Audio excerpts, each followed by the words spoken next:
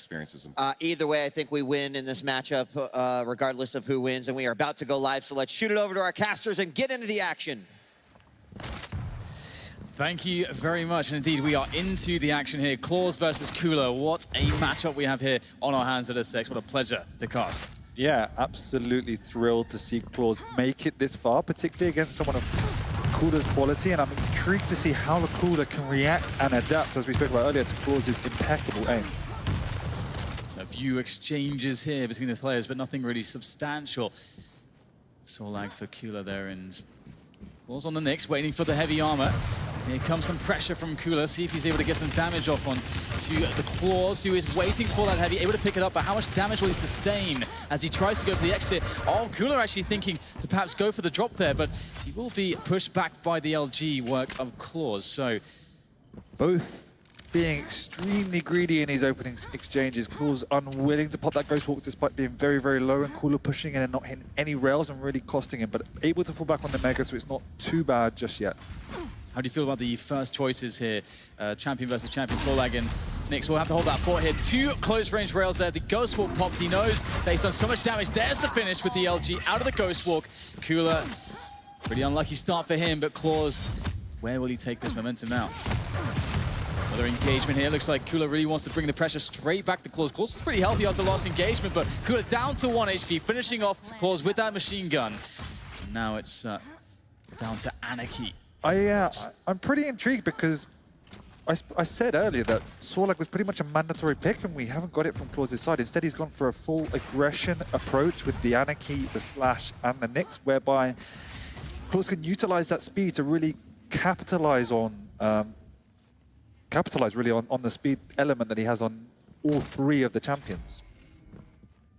And right now I like how Cooler is playing this. He's just looking for some information. He's got a decent stack, looking to perhaps catch Clawz, ready to try to go for one of these guns, the lightning gun in particular in that instance. But still no information right now from Cooler. It's hard to really deduce what's happening.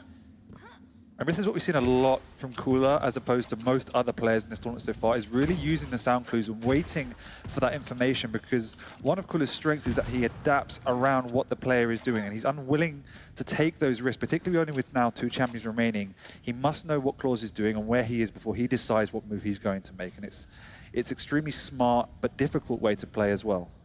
And looks like he's going to catch Clawz close range. The Anarchy, the Ghost Wall popped here as he goes for the pursuit here. Good damage, Anarchy pinned in the corner there. And that's the finish there from the LG of Cooler. Excellent work. And that patience absolutely paying off. Exactly, just patience. And that's exactly what it was. Clawz playing into his hands and following up perfectly there, diving down with the Ghost Walk and using it semi-aggressively. Cooler now just using this patience to extreme effect. I mean, he's in a position right now where he's a champion ahead of Clawz. He doesn't have to make any rash moves. Once again, waiting for those sound cues. He knows that Clawz is above him, just waiting for a perfect engagement. And here it is, sliding into the LG. That's not what you want in Clawz's position, as Cooler is able to get superior positioning towards the heavy, but still Clawz wants to try to challenge, perhaps, looking to take the rail engagement against Cooler. That might not be so wise, though, and he will back away and not receive any rails, which is very good news for him. He's not the healthiest. That's a great shot there from Cooler, as Clawz passes the pillar's position. And the one thing that Cooler's doing very well since Clawz has been on the Anarchy and now the Slash is that both of these champions need to take routes around the map, because their speed is based on having open, kind of rotations, if you will. And Cooler's setting up traps based on where they are going, and it's working out absolutely ideally. Just catching them in the corridors. That's exactly what happened to the second kill on the Anarchy, and that's what's happened twice now. Catching the Slash, going around those corners where it needs to slide.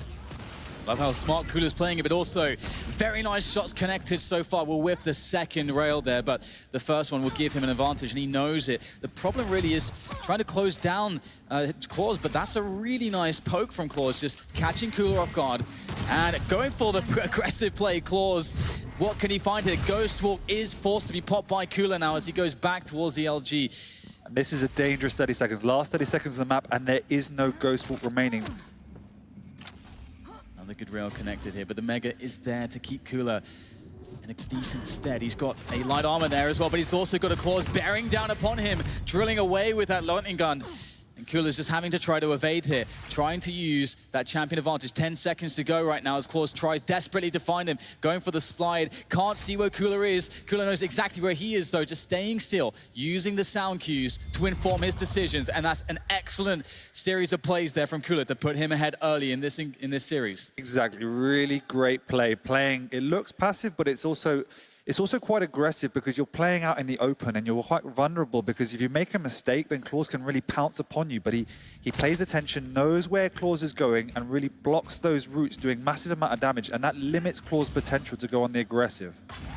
Yeah, it's really cool to see how Cooler's playing positionally so far. It's been beautiful. Whenever he's in a spot with that Ghost Walk up, he's got a lot of proficiency here, but there it is. It's going to be Clawz being forced to pop the Ghost Walk.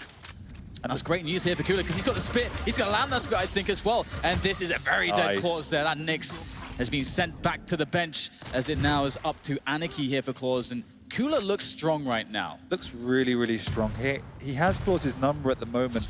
The double back there was just completely unexpected on Clawz's side. And it's just Cooler playing smart at the moment. Really enjoyable to watch. Taking his time. And it's an interesting difference of styles considering that, as you mentioned, Clawz opting to go with these champions with very fast movement options. And there it is, Cooler once again catching Clawz with the Anarchy. Speed is not your friend at this point.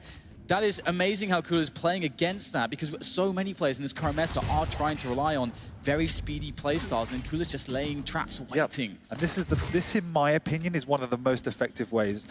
Speaking to Cooler before, he says the Anarchy is useless. And if you can play like this, if you can use the sound cues and set up traps just like he's doing here, doesn't work at that time, but if you can set up traps just like he's doing around these corners with where these smaller, weaker champions are running into you, then yes, of course they're going to be weak. And of course they're not going to be valuable to you. And it's a very difficult play style to play. There's quite a few players, well, very few players at the top level that can really make the perfect decision-making with the speed because it's quite the burden sometimes, but we'll see Clawz making a lot of noise here, as per usual. That seems to be the case that Cooler's much more informed in these engagements. Yeah, Slash is one of these champions where you'd have to make a little bit of noise and move around the map fast to make most amount of use of what she offers, which is that crouch slide. Yes, and whilst, okay, a little bit of a thing going on, but whilst you can catch them off guard, you're also quite vulnerable if you do not know exactly where your opponent is, and that's why Cooler's playing extremely quietly around the map. Nice rails coming out from Clawz and forcing that Ghost Walk out, which gives him the opportunity to go aggressive here. And nice respect from Cooler there, just to pop that Ghost Walk after the first rail received. And the one thing that Clawz knows now is that Cooler needs these time shards. That's why he's going to be trying to hunt for Cooler where he needs to go. I feel like Clawz is in a position where he's really going to be pushed to have to out-damage Cooler, out-aim him in a lot of these engagements, because Cooler is really playing a very smart game. And he has the information advantage almost all of the time. And I think in this iteration of the game, we've seen that Cooler actually has one of the strongest aims, not something we could say in the past, and that's what makes him very scary in this event as well. It's quite under-respected, as we see here with the LGs coming out from both sides, but this time Clawz, the self-anointed best LG in the world, winning that exchange. Yeah, very confident with the LG. Cooler perhaps misinterpreting the engagement there, and Clawz is back in this one now as things are tied up. Onto the Ranger is Cooler at the moment. You see Clawz just looking for an opportunity to get some of that vertical lightning gun damage. We saw Razy very good at that in the previous matches where he was playing. So close to defeating Rafa, but unable to in the end. Clawz now looking for that next opportunity, but again, making all the noise. Cooler looking for that moment to strike here. The LG came out, dropping for the heavy. Good damage done onto Clawz's slash. Clawz has to be really careful because Cooler is in a good position on the stack. And if Cooler looks to actually get a bit of extra chip damage here, he might decide to just commit into the fight. He has used Dial, but as we see, it's only got another 8 seconds to go, and the items are split by 15 seconds, which is pretty much a perfect split in order for him to fall back on one item when he's going aggressive. Here he goes, trying to get himself in there, sliding into the pillars, and it's going to be Cooler to catch Clawz. Perhaps an aggression that Clawz will regret, as Cooler will be taking the second round against Clawz on Blood Covenant. It's a great start for him so far. It looks comfortable for Cooler, and from my perspective, I think we need to see Clawz falling back a little bit more, playing safer, as we saw Voodoo against Avec when Avec was going on the aggressive. Yes, Cooler's not pushing out, but he's reading Clawz particularly effectively. So Clawz needs to try and slow the game down. We've seen that work with his rail game at the moment. He's winning those rail battles, and I think that's where he has a lifeline in this map, being 2 rounds down already. It does definitely seem like Cooler has the sort of master key to unlock the style that Clawz is bringing to the table, and Clawz, we'll have to see if he's able to force an adaptation as the series progresses here. I think that is a must if he wants to defeat Cooler. One of the most experienced players that there is in Quake, and the engagement happens here. We've got the Mega there ready for the Sorlag of Cooler. He's in a great position. Clawz almost down, and Cooler knows it. He's hot on the heels of Clawz right now, but Clawz, of course, very quick with this slash. Nice rail there, able to steal away that heavy as well. Really good work coming in from Clawz to stay alive in this position. He might even be able to put the pressure straight back onto Cooler. He knows Cooler has to be low here, and here he goes, straight up the jump pad. But where on earth is Cooler gone? Oh, that is a critical rail that is going to halt that aggression right in the tracks. But just so far in the first minute, Clawz hitting 3 or 4 very, very important rails, and this is what we were just talking about. Another one right coming out there. It is the rail game that's going to get Clawz back into this, because those close corridor fights normally work in Cooler's favor. So try and keep him at bay and play a little bit slower.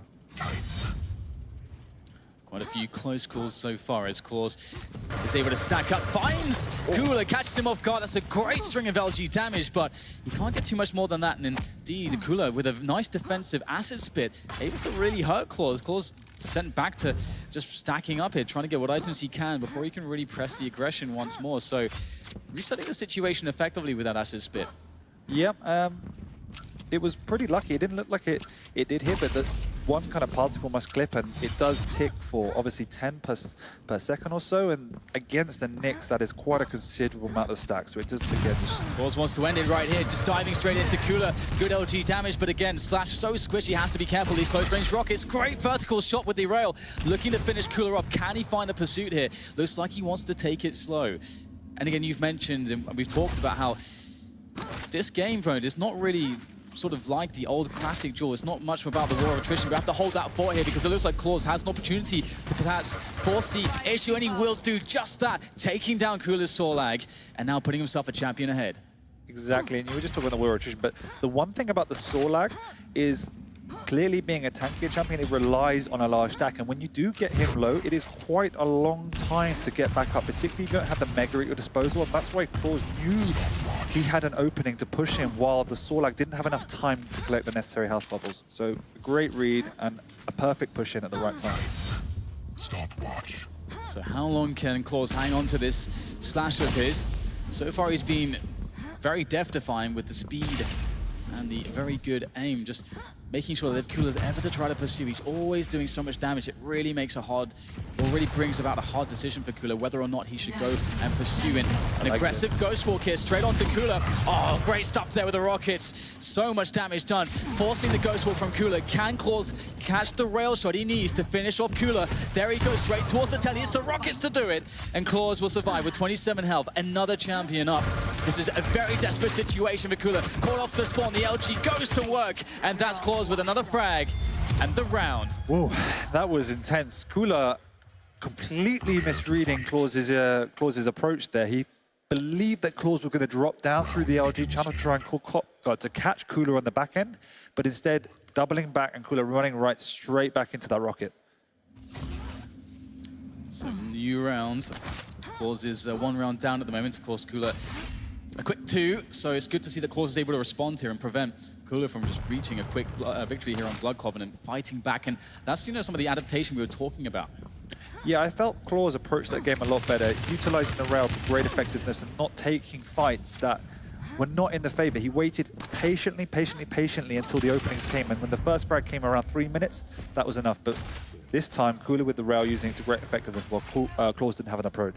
Yeah, that's a really big problem for Clawz there, and perhaps being a little bit too greedy. We saw him trying to get chip damage with the Zoom's heavy machine gun, and it was very likely his opponent had the rail there, so perhaps a misread, or maybe a lapse of focus, but we'll see what happens. Oh, connecting all the acid spit. I think 2 or 3 globs of it hit Anarchy straight in the face there. That's an easy second kill coming in the way of Cooler. And of course, he is in the lead on the rounds. He just needs one more champion kill to secure a victory here on Blood Covenant. Great rail up the jump pad. Clawz is in a lot of problems at the moment. A nice LG damage put on top of the bridge as Cooler is waiting for this next pickup.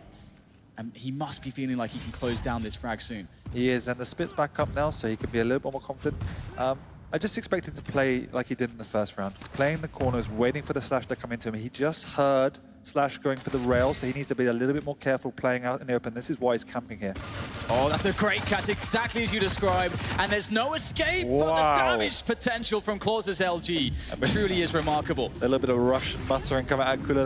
That's highly frustrating because you make all the right decisions, you set a trap, and then monstrous LG coming out the Belarusian to just absolutely rape the Sorlag. What do you think Kula was saying there? I can't repeat. Oh, fiddlesticks. Yeah, The Russian version of that? Let's go with perhaps? that. Yeah, let's do that. All right, well, we have Clawz here.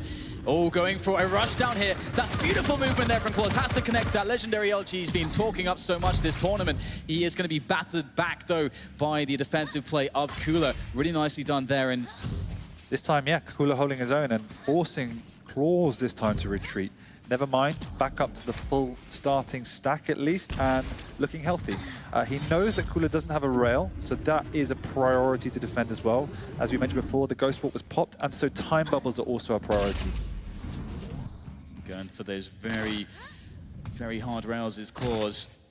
Unable to find anything just yet. Kula is playing remarkably well in the down position. This is something he was very well known for in all the previous iterations of Quake Duel in which he competed, able to just seemingly disappear from the map when he needs to. Exactly, and having a champion advantage, even though there's 2 minutes left, I wouldn't expect Kula to make an aggressive move from now on. It's going to be him waiting for Clawz to do it, having return damage, and if it's a full-on mistake, then he can push in.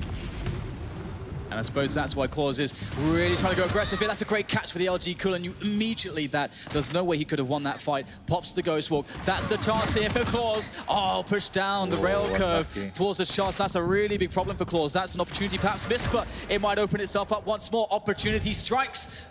He needs to be very careful here. Only 75.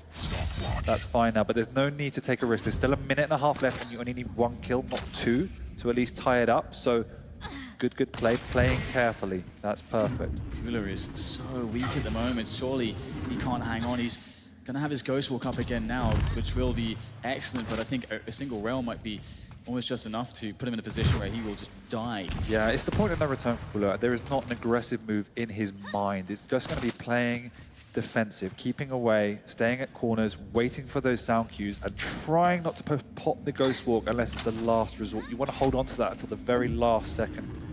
I love the movement here from Clawz. He's going to find Kula, and that's it. The Ghost Walk's gone, but that's a really good connection. He did so much damage to Kula. Clawz completely lost track of Kula, and that is why Ghost Walk is so horrible to play against sometimes. Beautiful composure there from Kula. That is what we know him to play. Just disappears, super composed, very focused, even though he's in these very scary situations where he could die with a very aggressive Clawz constantly rushing him down. Always looks calm. Massively impressed from Clawz, and I think the way I would describe at least the ending to that game is just inexperience. You don't have a stack, you'll massively damage yourself. Yes, you did a little bit of damage to Kula, and yes, he has been running away from you, but the opportunity presented itself where you were out of position, you didn't know where he was. It was a dramatic risk trying to jump for that red armor, and it cost him the game, essentially. And this really is the big storyline between the two players. Of course, Kula, again, one of the most experienced players that we've ever had in Quake. And we can see that shining through in every single decision he makes, that at every turn, he's always assessing what is my opponent doing and thinking and having that cognitive state to say, it doesn't matter about the items, it doesn't matter about the map. I need to know what my opponent is thinking. I need to get, it's almost like he's inside your head. He's like clawing at your brain, thinking, what is your decision making and how can I abuse that? It's a way of playing that I personally could never do, and I think many players can never do. You mean the intelligent play style? Yeah, I'm just brute. Brute force.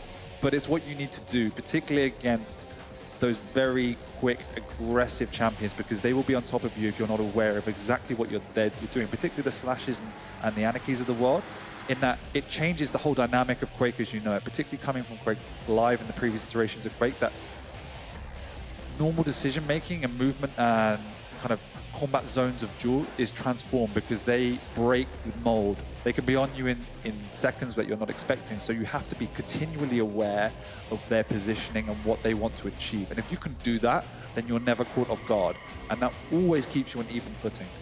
This is amazing for Clawz as well, to be in the position that he knows he's up against a player that is an absolute legend, has the most experience perhaps of anyone here at this tournament in the very top level of competition. He's an underdog. He is an underdog. In that sense, and he's a newcomer, so it's a really good experience in that sense. That I think that alleviates some level of pressure from him, but of course at the same time, he's going to be doing his best, his utmost to try to find a way to defeat Cooler. And obviously Cooler, as we've been talking about, he's the player that can not only be able to read read how you like to make decisions, but also read what your strengths of your lineup is going to be, and he's going to try to play against that, not allow you to reach that comfort zone. So it's a really interesting battle as we move on to Corrupted Keep. And as we casted Clawz earlier, I think he's got to this stage of the tournament relying heavily on his natural skills. And for him to become a champion, which I definitely think it has it in him, he needs to take the next step. He needs to then think slightly more outside the box and begin to adapt his play slightly. He can't just brute force his way through Cooler. But if he does take that necessary adaptation, become slightly more careful and aware of the situation, then definitely Clawz can take the second map. It remains to be seen, but players have had some time to compose themselves into the beginning of this next map. Of course, Cooler is up one, just having won the Blood Covenant that we opened up with here, and we're already going to see an exchange here as both players can pick up those weapons they initially want. Both players also going with the Sorlak here. Really good engagement here for Cooler. Perfect LG coming out from him. Now as we see Clawz in a really weak spot. Cooler not pressing the issue here. He's allowing Clawz to make a decision, and it's a decision that's going to cost him surely. Cooler himself getting quite low. The LG, what on earth was that? Cooler surely had every single advantage, but Clawz seemingly out of nowhere able to win that fight. Clawz had no right to win that fight. Once again, Cooler making the right decision. Clawz caught unaware, going up a jump pad and somehow wins a battle, pushing in aggressively here. And this time, Cooler. But that is twice in this game already. Clawz has been caught unawares by Cooler's play. He just needs to think slightly more about what Cooler wants to achieve rather than what every other jeweler in the world would traditionally do. It's that next level up. It's always very difficult to connect the air rockets reliably in this in Quake Champions. Yeah, still getting used to it, but have to hold that fort here. We have the LG coming to play once again by the Light's armor, and Cooler getting 4 back there actually on 12 health. That's really problematic, and that's a beautiful catch there from Clawz. Again, just using the speed, a very optimal route there, catching Cooler off guard. He knew that he had to go for the HP. He knew that Cooler was so weak. And now he's got the pressure on as Cooler goes for the lightning gun. Clawz, though, can't withstand the damage output of Cooler's Galena. Bit disrespectful of Cooler's aim there, particularly off the spawn and picking up the lightning gun already. Another push here with the Galena on that LG, and we can see that there's problems here for Clawz. He doesn't really have all the weapons that he needs just yet. However, Cooler is not really in position to push the issue. Has to fall back onto the bigger items, of which there won't be spawning for another 10 seconds or so. So some decisions are there to be made here for how Cooler would like to position himself, and he's gone very passive actually, and we'll see that here comes the Anarchy. The Clawz is going to just drop on top of him with the rockets. That's beautiful work there for Clawz. Very quick first round between these two. What I like about that round is Clawz taking the initiative. Yes, he got caught unaware the first couple of frags, but then he moved him in the Ghost Walk on the next. Taking initiative, I really like it when players utilize the ability in that fashion. And then with the Anarchy, he knew Cooler only had the lightning gun, which is a standard, steady rate of output of damage. And so Clawz had the opportunity to push him with a shotgun and back off with his own ability to heal up, knowing he was relatively safe. That's a good amount of damage from nails there from Clawz. That's going to put Cooler on the back foot, although Clawz dropping into the LG definitely gives Cooler a really nice damage output, but it's Clawz on the pursuit here to get the advantage once again. Cooler just desperately trying to pick up HP at the moment.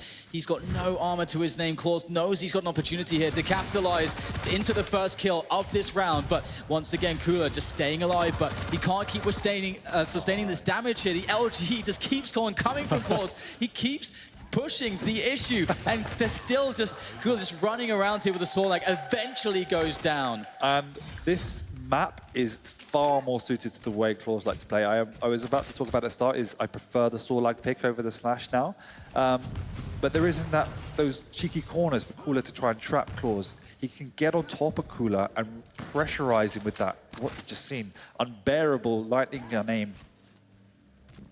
Clawz in a good position here, but that changes things somewhat. Gets caught by some LG, though, of course, being Sorlag still has quite the stack to fight with. He's going to push this. That's a really nice string of LG there, just in the nick of time there to catch that heavy pickup as well. And looking to get a nice one off the spawn. Galena using the totem to heal up here, but it won't be enough. Just no items there for Kula. That's a really fast round. Really fast, 1 minute 27. Just great pressure from Clawz and slightly greedy on the items. There was no need for Kula to be there with the Nyx on the red. He had no right to be there, and Clawz made him pay. Now it's Kula's turn. He is being outmatched on these one-on-one fights, and Clawz is being able to get on top of him. So Kula just needs to, I think, move away from the lightning gun. And here it is, trying to push the fight up into Kula, who's stuck by this lightning gun. He's got to just do as much damage as physically possible. He might not win the fight, but he will, with a mere 29 health remaining. What can Clawz do off the spawn, though? He is on that Nyx now, as Kula is forced to go stacking up. And Clawz is going to realize that there is a window of time where he's able to pick up items that he needs, where Kula's not in a position to want to take a fight. He's still low, he's still recovering his cooldown there to get the acid spit up. So Kula out of the action there for a good 20 seconds or so, but he's ready and raring to go, and that's exactly what's going to happen. The LGs are brought to bear, but it's going to be Kula who's just too strong. That's a wall of meat that the Galena's running into, and that's going to be another successful fight here. Again, I think... Wow, okay. These rounds, man, they're so quick. This is crazy. Kula's really good at hitting those acid blobs. Like, he just hits all the spurts of acid. He's a Sorlag pro, my friend. He's really good on the Sorlag, yeah. I said I like Clawz taking the initiative, but that was like a step too far. He needs to rein it in a little bit. He has obviously an amazing faith in his aiming ability, but Kula is no slouch, and you need to pick and choose which fights you're going to take. The LG doing a lot of damage here. Trying to use the acid spit to get an advantage in this fight, but the LG's just simply too strong, and It's another fight you don't need to take. It's just far too aggressive. It's high risk, semi-high rewards. So a lot of time it's not worth to sacrifice your life for something that might not or probably won't pay off.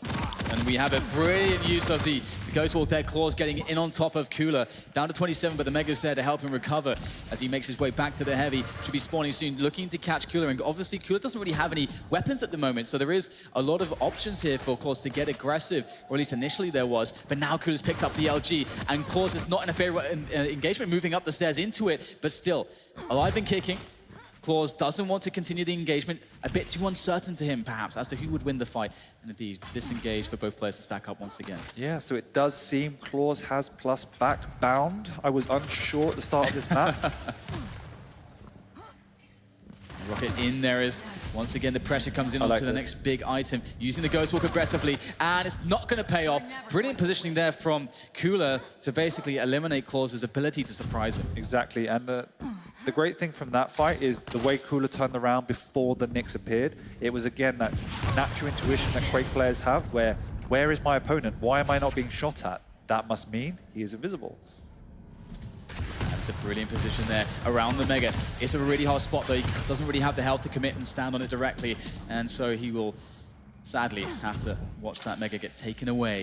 And this is not a good situation here. Caught in the doorway, and an easy rocket from Clawz there to finish off Kula. I like the Galena pick. Against the lightweight champions, we see the totems be very effective. This is big, this is really big. And there it is, Clawz gonna take it, 3-1. Wow, that was quick. Beautiful stuff there from Clawz, showing some fire, showing some fight against the Russian legend. It just shows that an all-out aggressive play can work if you hit your shots. Kula was never able to settle there. Yes, there were a few pretty dumb decisions made on Clawz's side, but Kula didn't have the time to play his game, get a few items, stack up, and particularly true as when the Sorlag was up the equation. I think that was one of the tactics of Clawz there, just get rid of the Sorlag at any cost. Once that was happened, he knew that he could push in and push in and push in because Kula didn't have the stack to sustain any sort of rush, and he never let really Kula move off spawn. So it was a showcase on how to play aggressive with a few kind of minor discrepancies where he went too aggressive. And it's a very big contrast between the first map where we saw Kula was able to play a style that really was suited to deal with very fast-moving characters, able to get the information, play the information game, have that superiority there, play the traps. He didn't have space to do that on and Clawz didn't let him. There are ways to do it on Corrupted Keep. It's obviously exceptionally difficult given the naturally confined nature of the map. But Clawz, at the end of the day, said, okay, I'm not letting you do that. I'm just going to run at you and run at you and run at you. And we've seen Razy do that, for example, when nearly took Rafa out the tournament, but essentially running at him with a Sorlag. Ruins of Sarnath is the last map. I think I saw it on the player screens. That is a definitely different challenge. We casted Clawz on it before, and this was the map he actually struggled a little bit against Gelasak against. Against his Anarchy. It was against an Anarchy, yes, and we won't see an Anarchy coming out of Kula. Absolutely. But we will see a Sorlag coming out of Kula, and that in itself is obviously a massive problem because you can utilize these corners of the map extremely well. It is more open than Blood Covenant, but at the same time there are lots of opportunities to retreat, and particularly lots of opportunities to utilize sound cues. This map is obviously very open and you can hear a lot more than you can on other maps. And that's definitely going to favor Kula's game, being able to slow it down. And if he can slow it down effectively, Clawz has to adjust. If he doesn't, he's just going to be running into him once again. Yeah, I'm very curious to see what Clawz's efficacy will be. You know, again, just looking at it from the perspective of this is not Blood Covenant, and that really did seem to be. I mean, would you say that that's the best map for the style that Kula wants to play against Clawz? Is that the most optimal situation? I think most definitely. It's one of those maps where the routes these champions need to take in terms of the Anarchies and the Slashes is most obvious with the long rounded curves, and we saw Kula setting up traps there every single time. It was either on the bridge or on the curves where the time shards are. And every single time, Clawz was running into him because he knew that's where those champions need to go. This map isn't as set in stone. And that does, again, give Clawz a little bit of a lifeline. So, but on the flip side, moving off the back of just demolishing Kula and Corrupted Keep, I can't see why Clawz would want to change his game style. Yeah, I mean, the thing ultimately is the case that you never want to over-adapt, basically. You want to have in your game plan, when you're at a tournament, sort of a range of adaptation that you can kind of make. You never want to go too far because then you play too much out of your comfort zone. A lot of those decisions which are intuitive, you start having to think about pretty much every single decision all of a sudden, and then you just don't play as optimally. So it's definitely one of those sort of balances you have to strike as a professional player, and something that these guys are going to have a lot of experience in doing. So I would hope that we don't see anything drastically different, that they are going to be trying to play in their comfort zones. Because I think both players are incredibly strong. They're very good at their styles of play. And really, it's just going to be about who is going to be more on points here today when it really matters. Because peaking is also another skill that every professional player needs to have, peaking throughout the tournament. So we've just seen a trough on Corrupted Keep with Kula. Do we think we see a peak on the final map? Like up, down, up? Is that how it works? So for Clawz, it's gone trough, peak, trough? I don't know, man. You don't know? No, I don't know about these peaks and troughs.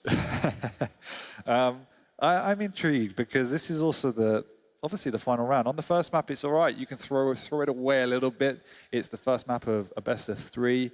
You're very confident moving into your own map. You're not. Obviously, it's not the best in the world to lose, but you have another chance. This is the final chance, and this is obviously, I think this is Clawz's biggest tournament. And so how much is that nerves going to affect him moving into the final map of the game? And we haven't seen throughout the tournament him really take any detour from his hyper-aggressive style.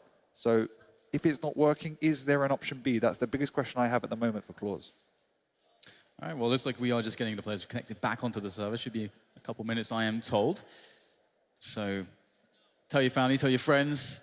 You got time, you got a couple minutes to get their eyes on Quake champions here at QuakeCon 2017. It's been a remarkable tournament so far. I've had a lot of very exciting moments. I think every match in the quarterfinals has just kind of blown all of us away. So I've been, I don't want to say pleasantly surprised, but it's been amazing how every single one of these games we've seen today has pretty much gone to the wire. Is there a moment that sort of stands out to you? Because there's been some obviously pretty clutch moments that have happened throughout today. Except seeing Clutch himself. Yeah. I think for me...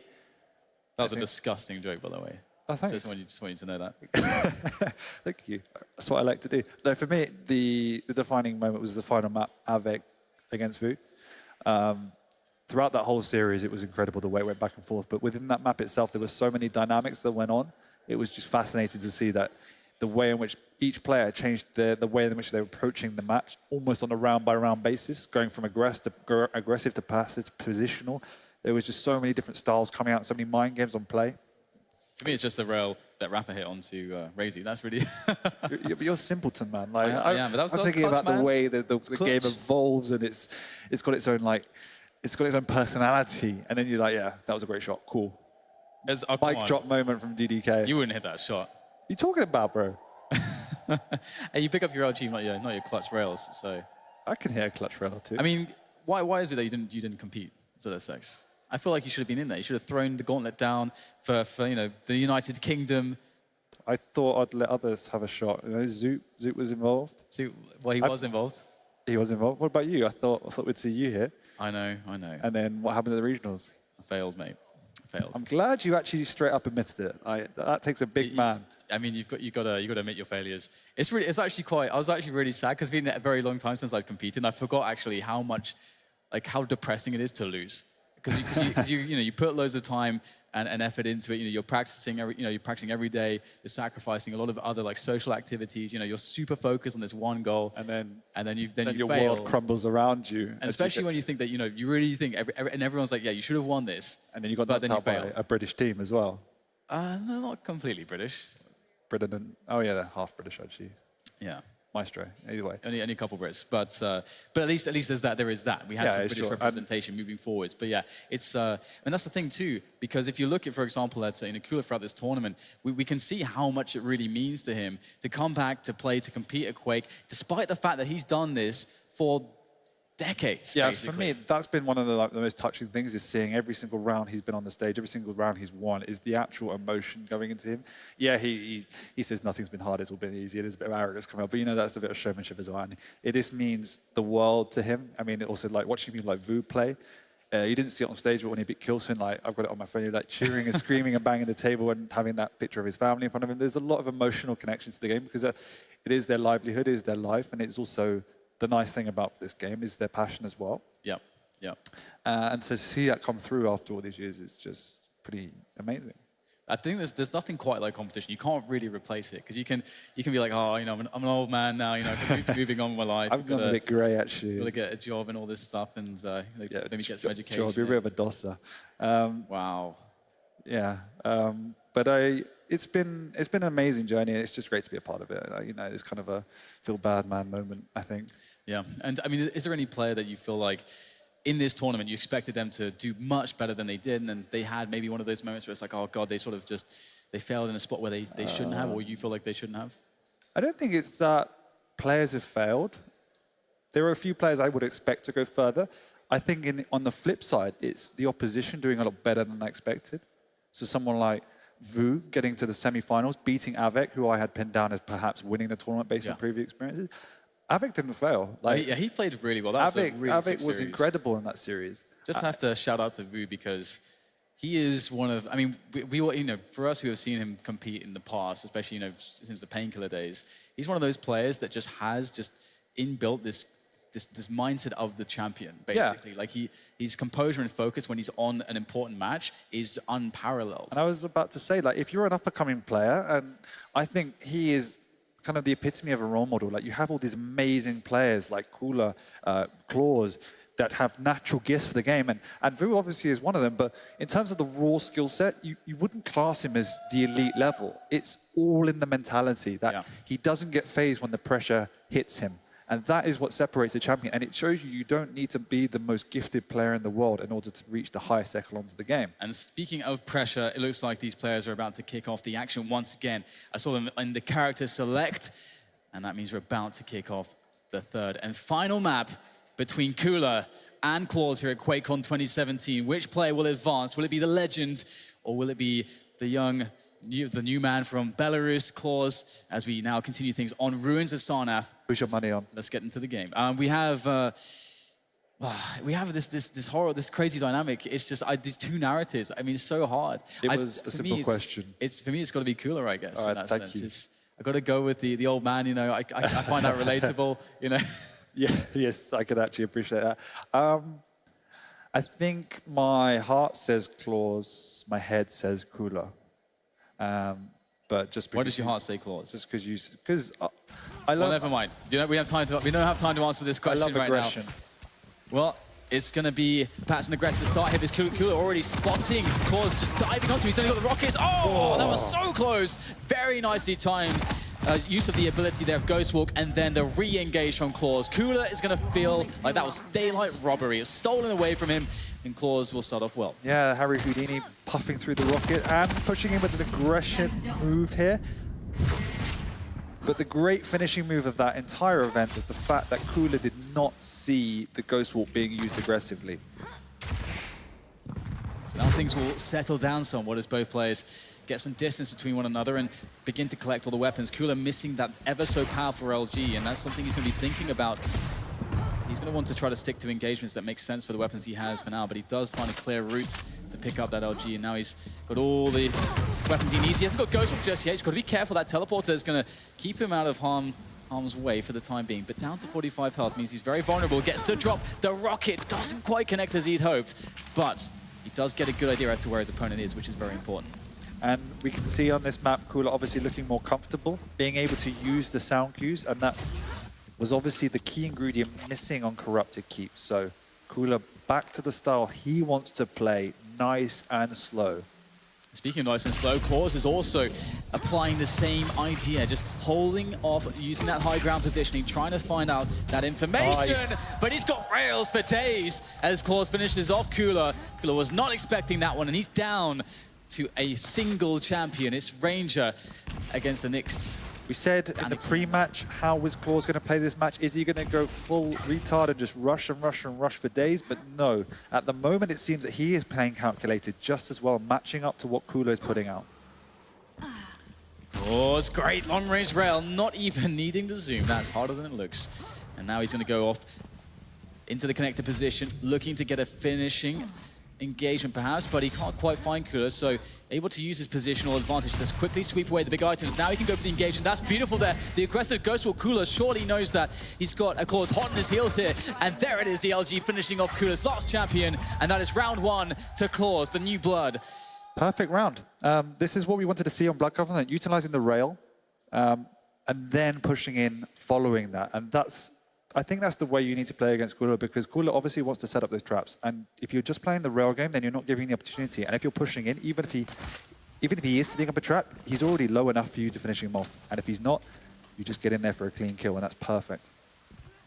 Once again, we see Clawz taking the high ground position, looking for the info. Great rail connected, though, onto the Sorlag, finding just such a slight angle there to hit that one. Obviously, Sorlag is one of the bigger champions that you can definitely use those big hitboxes to find greater accuracies, but looks like there's going to be a challenge here straight into the heavy. Sticking around is Cooler, and somehow he hits a rail, picks up the heavy, and again, the stack of the Sorlag so useful, but he's going to run into Clawz straight off the spawn. He just picked up an LG, and that's very unfortunate for Cooler. Yeah, I think, moving in here, I think Cooler rocket jumped out of the red in order to try and not force that spawn.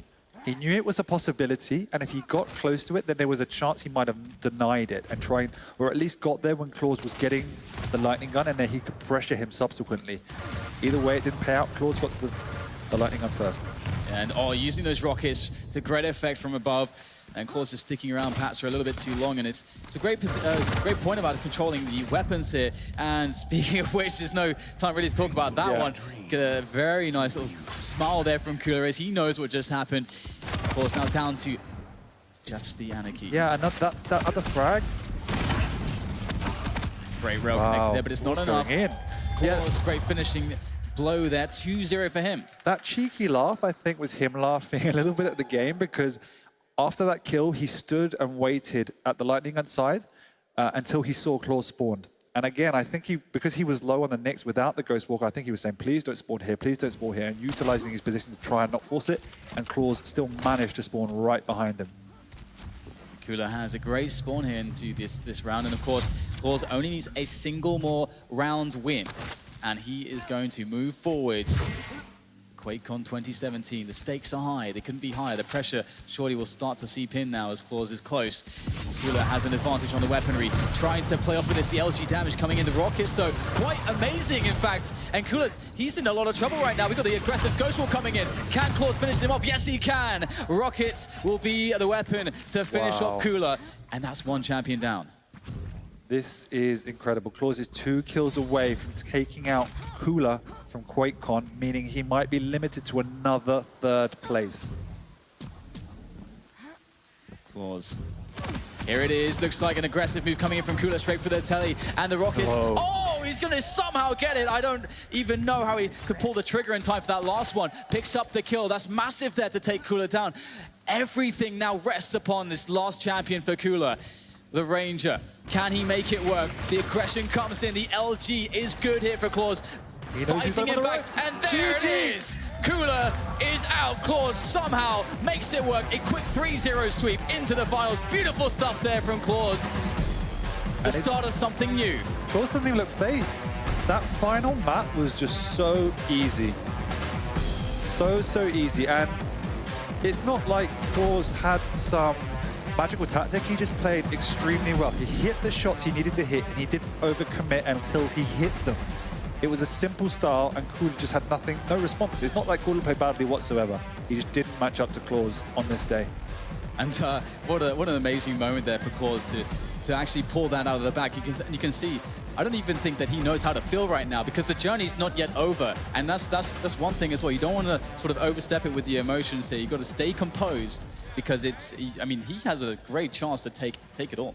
This is probably the most gifted up-and-coming Quake player today, and he's shown that he has the championship material. Absolutely, I'm so excited. And now it's time to throw it back to the desk to see their thoughts.